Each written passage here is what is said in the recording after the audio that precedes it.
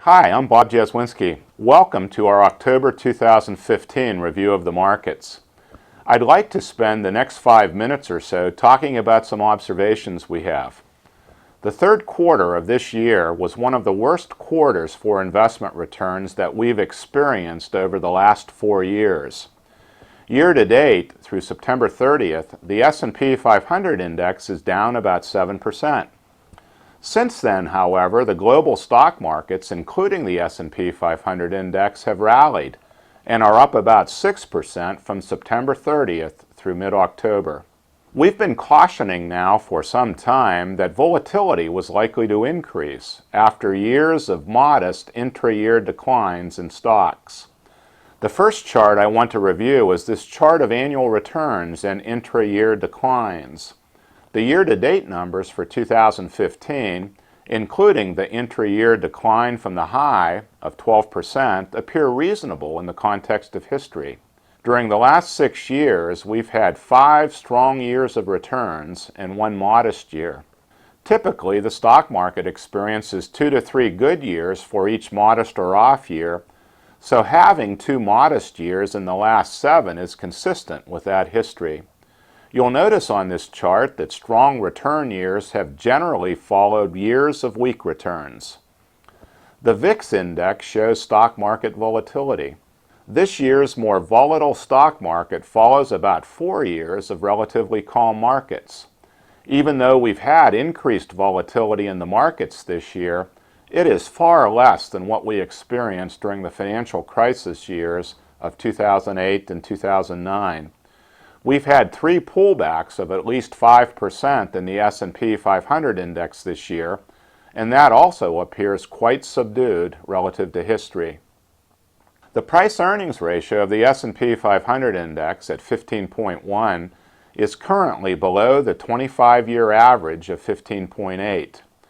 Other valuation metrics shown on this chart, including the current dividend yield of 2.5%, and the price-to-cash flow multiple of 10.4 reflect a reasonably valued stock market.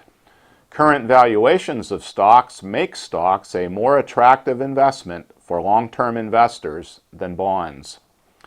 Although bonds continue to play an important role in diversified investment portfolios, they are likely to return much less than stocks over the next 5 to 7 years and beyond.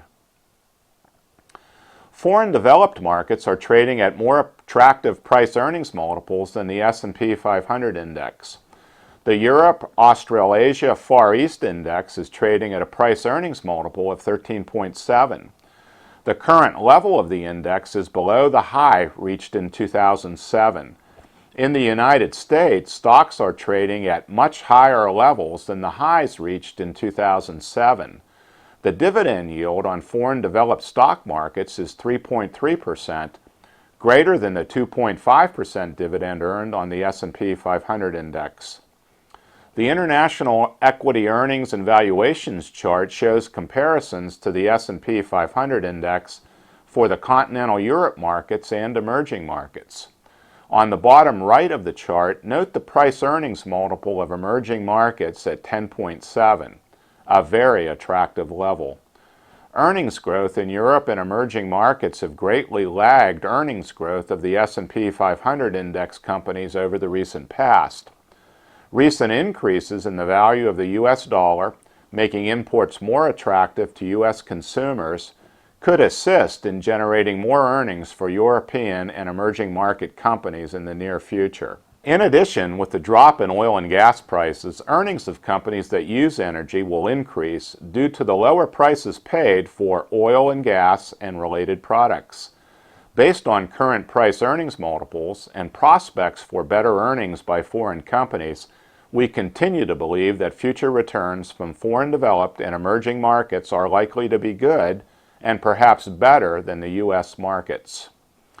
Consumers in the aggregate are in great shape. Total assets now exceed $100 trillion. Liabilities of $14.3 trillion are a reasonable fraction of the value of their assets. Note the significant decline in the household debt service ratio. At 9.8% of disposable personal income, Debt service today is at the lowest levels relative to personal income that it's been in the last 35 years. Household net worth has been remarkably resilient. Except for the decline and subsequent recovery during the financial crisis of 2008 and 2009, higher highs have consistently been achieved. There will always be negative news that cause us concern. The current prices of stocks, however, appear to take the negatives into consideration. We believe that markets are positioned to produce average real returns. Given low interest rates that currently prevail, stocks continue to have the dominant role in producing returns from portfolios balanced with stocks and bonds.